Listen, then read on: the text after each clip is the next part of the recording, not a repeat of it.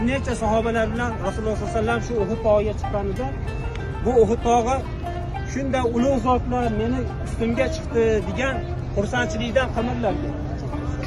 Qimirlaganda shunda Rasululloh sollallohu alayhi vasallam aytar ekanlarki, ey Uhud, qimirlamagin, seni ustingda meni sahobalarim va men turibman deb deganlaridan keyin Uhud keyin tinchlanadi.